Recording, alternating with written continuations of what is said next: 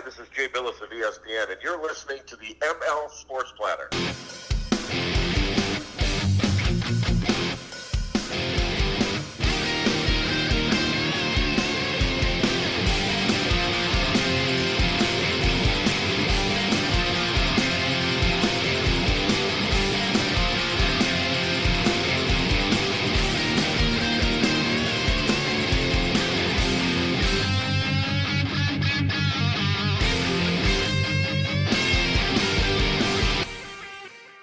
And the ML Sports Platter is back with you all over the major platforms like Spotify, Google, Apple, Stitcher, Deezer, Amazon Music, iHeartMedia.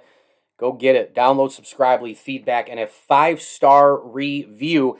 We are brought to you by Stanley Law Offices, Barks and Rec Doggy Daycare, and our terrific friends at the Syracuse Fitness Store. Go get the best workout equipment in and around Central New York. You got to stop over there, man. Andy and his staff, they have it all. The workout mats, they've got the Stairmasters, the bikes, the free weights, jump ropes, you name it. Syracuse Fitness Store, a proud ML Sports Platter sponsor. Also, a big tip of the cap, thank you to the Swan and Whitaker families for their support of the platform, as well as Axe Exotic Pets and Ken's Auto Detailing. I can't wait to talk NFL with our next guest here on the program. He is a former front office executive and a former scout. He now co-hosts the Go Long podcast with my man Tyler Dunn. It is Jim Monos. He's on Twitter at Monos42. That's at MONOS42. He simply says, study the stats. Jimmy, welcome back, buddy. Mike, it's awesome to be back, and it's real football season. Yeah, no kidding, right? Let's start with the Bills. What side are you on? Did they just go out and lose to a team that was better that day, or are you on the other side, when this is where I am, in that, and I thought Pittsburgh was better, clearly, obviously, and the Bills, lost, I thought, the game in the first quarter. They didn't, the Sanders throw, the overthrow, the field position, not taking advantage of that, and the McKenzie return. But I also have warned people, look, hype, expectations, bullseye, Allen contract. You walk into every store everywhere, Josh Allen's in front of you. He's on billboards, cardboard cutouts, seltzers, beers, wing sauce, and, half of the country picking the Bills to win the Super Bowl. Doesn't that contribute a little bit to that week one? Oh, and by the way, fans back for the first time in 2 years. I mean, doesn't that contribute a little bit to what happened? Mike, it's like you're in my head. We talked about this on our podcast, Go Long with Tyler Dunn, that I brought up the expectations this year, and it is Josh Allen never in his career has played with expectations in college or in the NFL. Now, he fished, like you said, who's everybody's MVP vote? Josh Allen. Who's everybody's Super Bowl team? The Bills. And you nailed that so perfectly. You've watched football for a long time. When you don't take advantage of a kick return or a wide open touchdown early in the game and you let a team hang around, especially a veteran team that's well coached and tough, that's a recipe for a loss, and that's what happened. What were some other week one things that stood out? I mean, God, the Packers got just steamrolled. I'm going through all the games. I'm almost done with every game, watching every game right now. Wow. I don't even know who that was. That was like, watching Aaron Rodgers was like almost like Jay Cutler with one foot out the door. I mean, it was strange. His body language, it didn't make sense. Yeah. And that now we always have to calm down. Week one, let's see how it turns out. Because let's face it, we know he's one of the top 2 or 3 quarterbacks in this league. But that off season, that didn't look right. And that was a whipping. That was a whipping.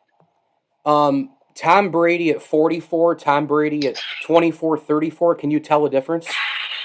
No, you can't. It's crazy. This one has me so confused. I can't figure it out, and I'm done trying to figure it out and just watch it and see what happens. But that team is so good. They look better than they did last year. I will say, they weren't some dominant team last year. They have room for improvement, and they're actually showing it. What I was more impressed with was really with Dak Prescott and what he did in that game was incredible.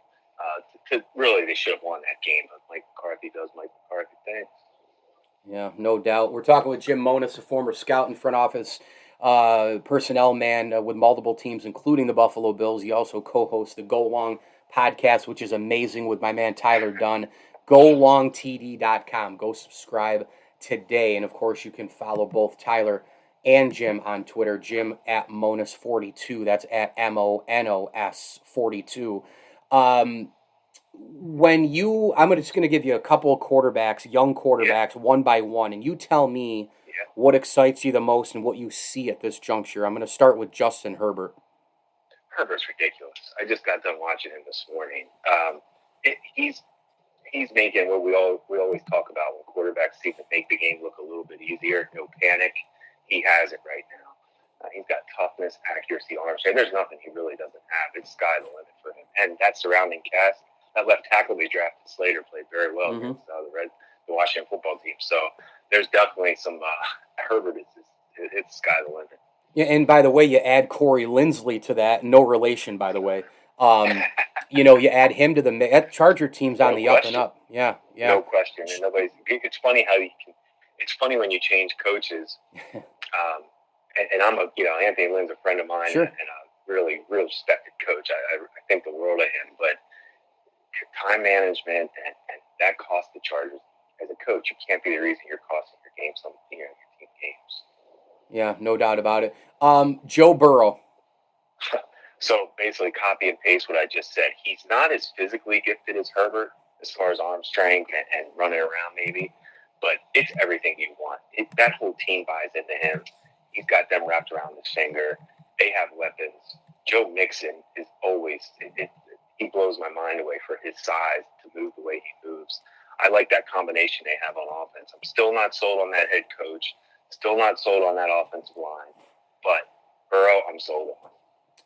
One more. Actually, a couple more. How about Kyler Murray?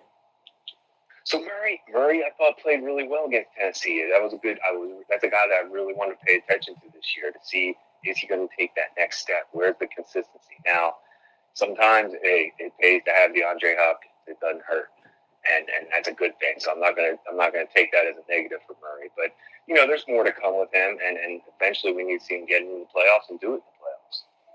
And then this is kind of a two-headed monster to close, actually. Two more, but obviously we can group them together.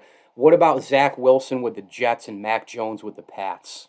So this was fun watching these guys. So Wilson was frazzled. He certainly was. It was a lot for him. He just looked out of sync. But when you see some of the throws he was making, the talent is obviously there. And so I loved his toughness. He just didn't, it was just the game was a little much for him. But man, when he settles down, you're going to see some incredible throws, especially his moving around on the run. It's special. And then Mac Jones played a very good game against a good team, Miami. He played a really good game just with the Patriots. One of the fumbles hurt the Patriots a little bit. But Mac Jones played well, better than I probably anticipated. I thought he did a nice job. What do you think will happen with the Bills this week at Miami? Do they bounce back? Oh, this game is fascinating. I don't know how you feel about it, but I'm fascinated by it. I think Tua is just a guy. I think there is no reason, and this is crazy because I know it's down in Miami early in the season. It's always so hot down there, and it does catch teams. We used to talk about it all the time, but I see no reason the Bills don't win this game. I really don't. I'm just not a Tua guy. You can't. Ben Roethlisberger played horrible, and they won that game. You can't. And to me, you can't let another quarterback who's average beat you. The argument is always when you talk quarterbacks, you just go right to Patrick Mahomes with every possible thing first, right? He tops the list. Yeah. But I got to tell you, Jim, watching Russell Wilson on Sunday and watching him through the years and that teardrop throw to Lockett and his deep ball is so absurd. Can you argue that Wilson actually throws the best deep ball in football? Oh, I would never argue that. You couldn't, agree with that. Russell goes back to. I was lucky enough to see him play back at NC State when I was an area scout. So good. I just think about him all these years. Wherever he goes, one thing, he's going to win, and he's probably going to be the best player on the field. How scary can the Rams be? I'm interested to really see them through the year. I thought the Bears, believe it or not, did some good things. They blew some coverages and gave up some easy touchdowns, which you can't do when you're the Bears. But there's some things that the Rams need to iron out. But as far as Stafford looking comfortable and a perfect match, I mean, and you know how I feel about McVay. I think he's special as a coach. So yeah, that one, they look scary. All right, I want to finish with this. Obviously, there are so many layers and so many moving parts to an NFL franchise to succeed. I mean, hell, winning even 9 games a year, coming close to the playoffs is super hard. Then you go up a level, you make the playoffs, you win a game, you win 2 games. Now you're a championship contender. You kind of go on the rise like the Bills did last year. Then you got to hit the reset button and do it all over again.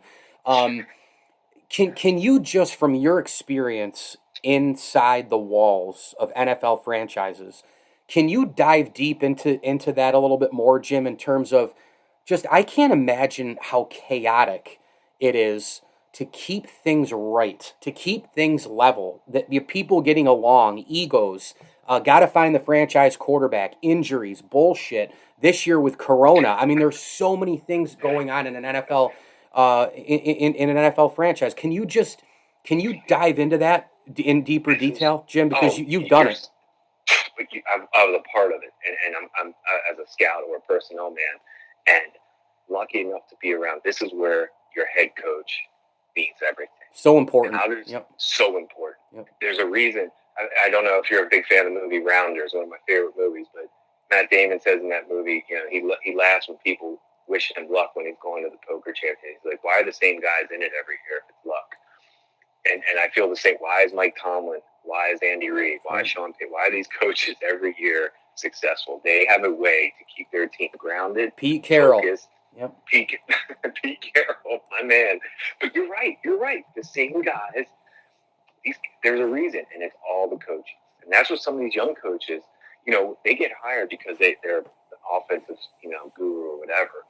But do they know how to get a team healthy? That's first important. How does your team enter the playoffs healthy and then stay focused? What's the wildest thing that you saw in your time that held back the team from succeeding, winning?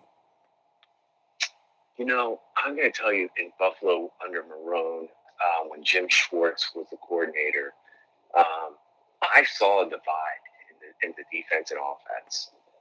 And the defense was looking around like, hey, we're doing our part. What the hell are you guys doing on the other side of the ball? And that was the Schwartz defense before Rex screwed it up, by the way. You would be correct. And that defense was so good. It was so good. And we had good players on offense, too.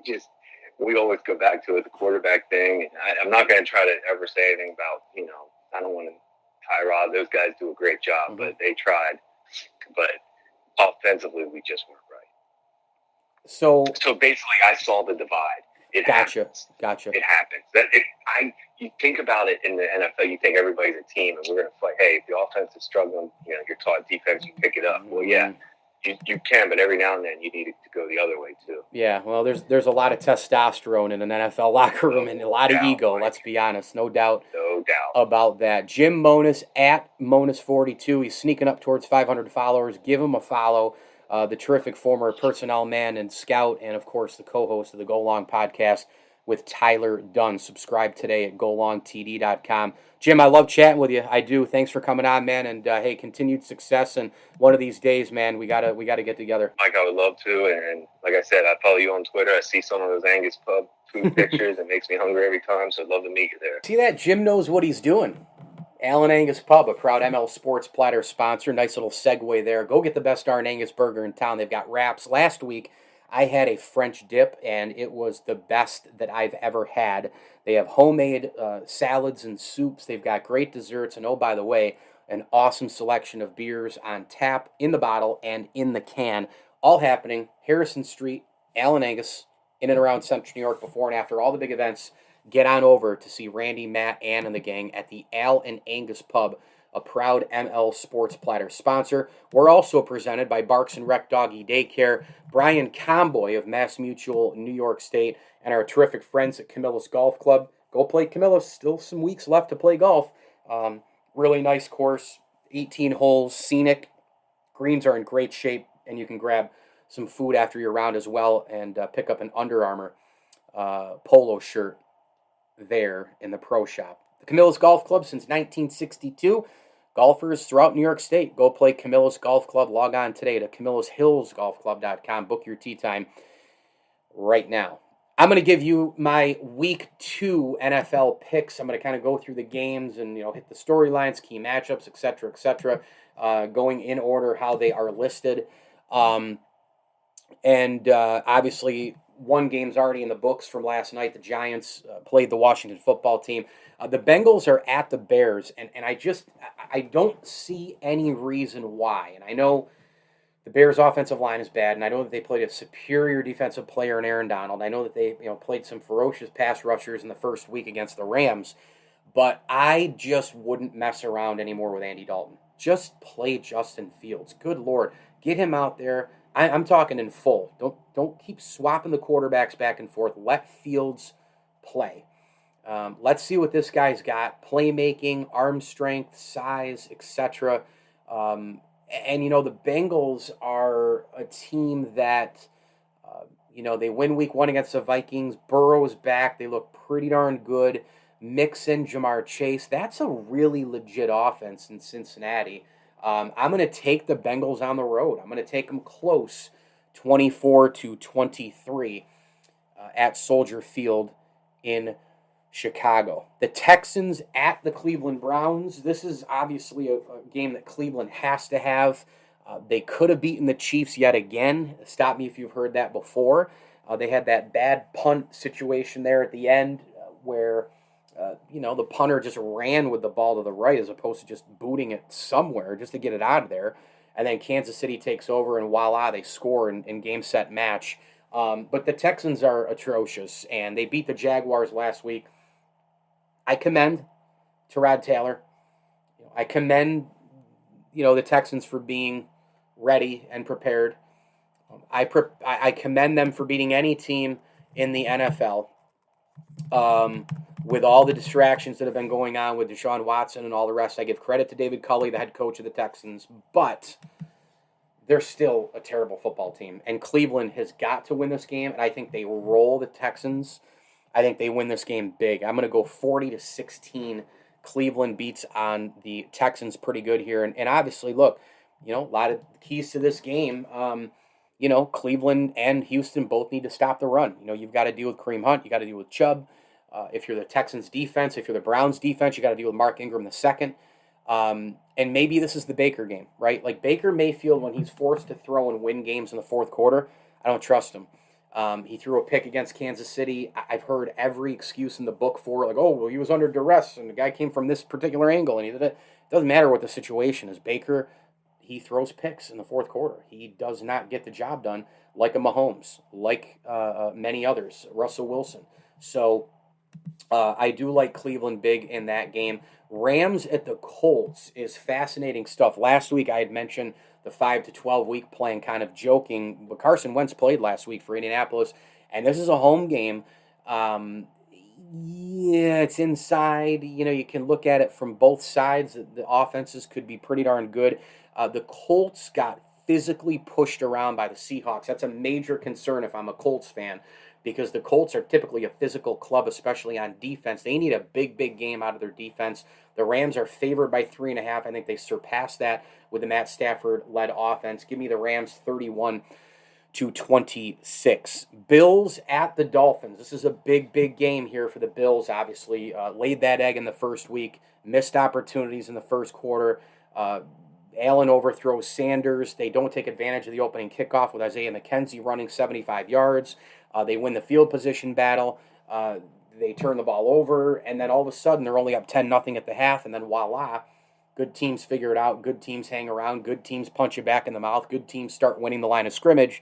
Pittsburgh Steelers right there to an absolute T.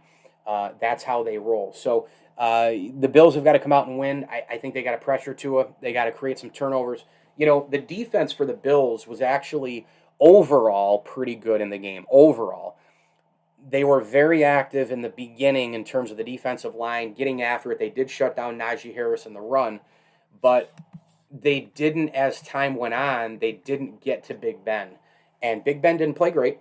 but he had those couple of throws. He had that little over-the-top throw to Deontay Johnson. It was a big touchdown, and Johnson made a really, really great acrobatic play, but Big Ben sat back there for a bit. Big Ben sat back in the pocket many, many times, and the Bills have got to get, where's A.J. Epinesa, right? Like, let's get Jerry Hughes consistently. Greg Rousseau was a firework in the beginning of the game, but then the O-line was able to plug and neutralize him. Where are guys consistently? They've got to start getting in the backfield and getting to the quarterbacks. I do think the Bills rebound, but I think it's going to be a tough game. I think it's going to be a slugfest. Miami's corners are really good. They have a lot to prove. Remember last year, all they had to do was win in Buffalo, and they would have made the playoffs. The Bills not only beat them, they blew them out with many of their starters not even playing. And so the Dolphins have a lot here to be motivated for. I'm going to take the Bills, but I'm going to take them close.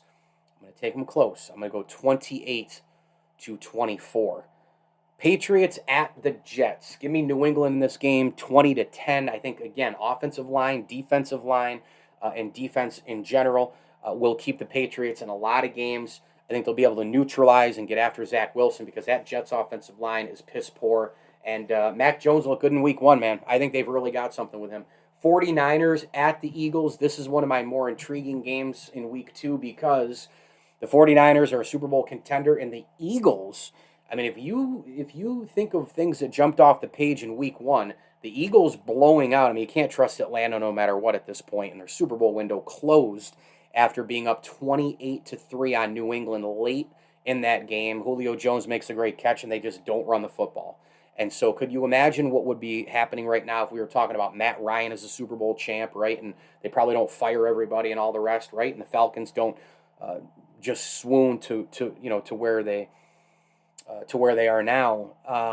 But the Eagles are absolutely positively flying, and Jalen Hurts was great in week 1, and that offensive line is tip top. So I'm looking forward to this matchup with Bosa and company and Ford and all the other rushers that the 49ers have against an elite offensive line with the Eagles, and the quarterback play will be important as well.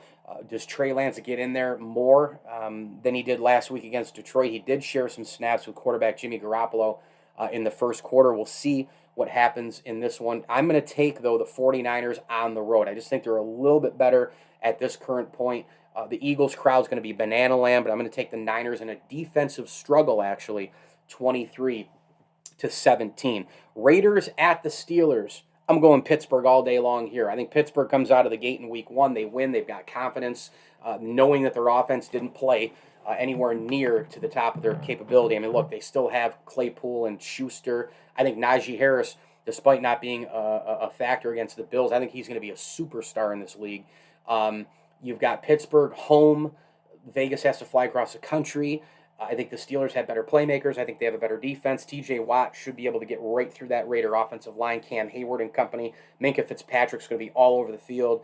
And I think the Steelers will try to kind of shut the run down and then force kind of Derek Carr to have to win the game. I like Carr. I think he's got talent. He's clearly not in the upper echelon of QBs. He's probably in that second deck, maybe even the two-way deck.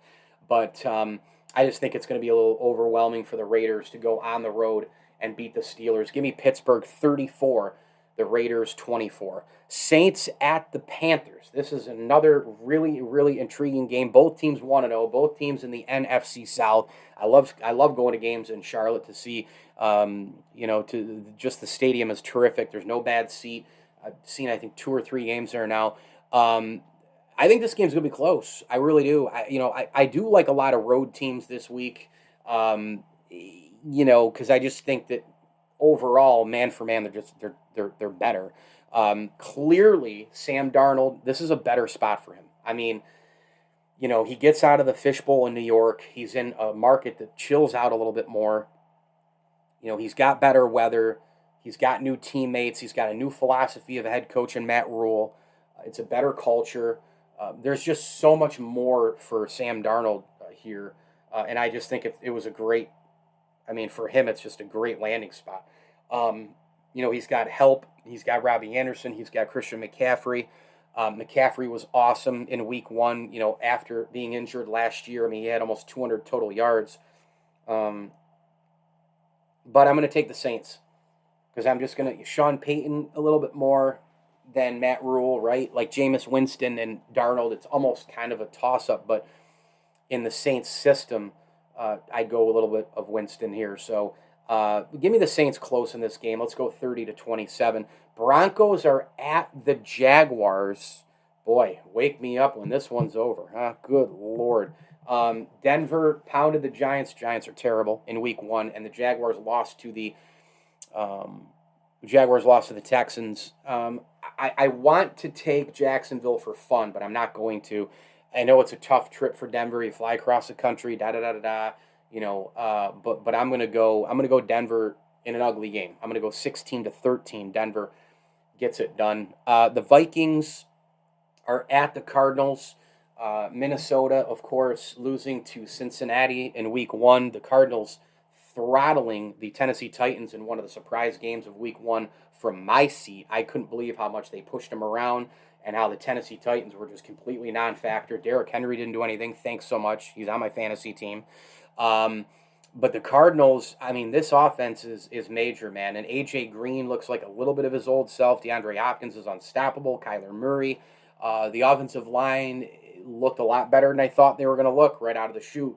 And we know that the defense can cause some major problems. Chandler Jones, 5 sacks in week 1. J.J. Watt was all over the place. The secondary was blanketing the receivers. So the Cardinals are out of the gate and running. They're kind of a scary team. They do have a lot of potential, but something seems to always happen to them. Remember last year with the Hail Murray against Buffalo, after that play, the Bills soared. They had a bye week and ended up in the AFC Championship game. The Cardinals ended up nosediving and missing the postseason. I'm going to take the Cardinals at home here, though, 38-24 at State Farm Stadium. Falcons are at the Buccaneers, and I'm going to go Tampa at home. They're just a better team. Brady is the man. And, I didn't even think that they played their A game against the Dallas Cowboys. I mean, it took them, the last possession for Brady to get it and drive down and kick the field goal and win. So I'm going to go Tampa Bay in this one. Let's go 28-20 over Atlanta. I need me some Calvin Ridley this week, though, huh? Come on. Cowboys are at the Chargers. Difficult game for Dallas. Dallas is, God, that schedule right out of the chute, man. God, you got to go to Tampa, and then you have to go to the Chargers. Good Lord. I'm going to take the Chargers here, man. I mean, the Washington football team did a fairly decent job, week 1 defensively, but it's only a matter of time before Eckler goes wild and Keenan Allen goes wild, and that Charger offense just starts, lighting it up. And again, tough trip for Dallas. I don't think Dallas is that good. I think it's another hype season for them. And I'm going to take the Chargers in this game, 35-28. Titans are at the Seahawks, another fascinating game. The Titans, what a tough road game here. You got to go across the country. It's a tough home atmosphere. You got to deal with Russell Wilson. The Titans got shellacked by the Cardinals in week 1. The Seahawks bombed the Colts in week 1. And you have, a situation here where, I'm going to go home team. I'm going to go quarterback I like more. I'm going to go coach I like more. Tennessee with a new OC, I don't know how that's going to work out. I mean, he had some major trouble in week 1. And, Seattle just looks like they're a really confident bunch right now, right? I mean, Russell Wilson looks like Russell Wilson.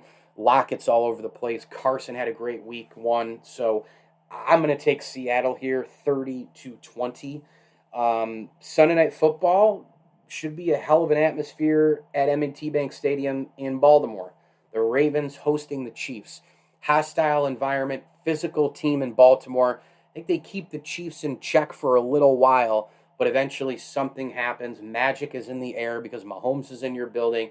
I think Mahomes takes off in the third quarter late, and all of fourth quarter gets a couple, 2-3 touchdowns in the second half and takes care of the Ravens defense, and Kansas City moves to 2-0. Let's go 40-31. I think the Ravens will put up some points in this game. I do kind of like. I'm not gonna lie. I mean, the Chiefs against the Browns. one thing that I look at with the Chiefs is I like some of their defense, and then the other part of their defense I just don't like.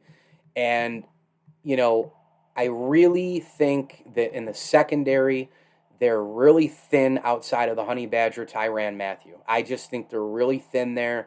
They've got a couple of rookies they're kind of hoping to count on. I just don't love their corners. I really don't. But I do like Chris Jones. I do like Frank Clark. I like them up front. I just don't like what's beyond that. I also don't like the linebackers on this team that much. So, the Chiefs, they got exposed. Until the Browns blew it, the Chiefs were getting exposed by the Cleveland Browns. And, they're going to have to tighten some things up, especially against Lamar running all over the place. But I'll still take KC in this one. And then on Monday Night Football, all eyes are on what the Green Bay Packers are going to do. How do they respond from getting absolutely just pounded, shit pumped, as the guys on Spittin' Chicklets would say, by the New Orleans Saints? I fully expect the Packers to rebound and have a great game against the Lions. I expect Aaron Rodgers to have a 300 to 400-yard game and everybody go off. I'm going to take the Packers in a blowout in this game. I picked the Packers to win the Super Bowl, by the way, and that pick right now looks awful. But the season doesn't end after week 1. Give me Green Bay 38, Detroit 17. This is the ML Sports Platter. Thanks for listening all over the major platforms like Spotify, Google, Apple, Stitcher, Deezer, and anywhere else you get podcasts on your smartphone device. We're brought to you by Rosie's Corner, your State Farm agent Matt Graham, Liverpool Physical Therapy, and Sit Means Sit Dog Training. Man, Dave and his staff have got it going on. If you're in and around Central New York, it's Syracuse's best dog training. Get started today at sitmeansit.com. Free evaluations are available. They will accept any breed, any dog, any behavior. It is just fantastic stuff. And by the way, Sit Means Sit Dog Training, they've been featured on ABC, Today, The Today Show, The Washington Post. They've been featured, and they've been featured on USA Today Network, Animal Planet, MSN, The Weather Channel, and also featured inside the Sporting News, Sports Illustrated, and, of course, on Barstool Sports and CNN as well. So Sit Means Sit. They've got the reputation. Go get your free evaluation. Bring your pup to get trained today at Sit Means Sit Syracuse, 315-437-3647. That's 315-437-3647. Hit me on Twitter at Mike L. Sports. Thanks for listening again. Thanks to Jim Monis for jumping on as well. And as I always tell you, enjoy the games.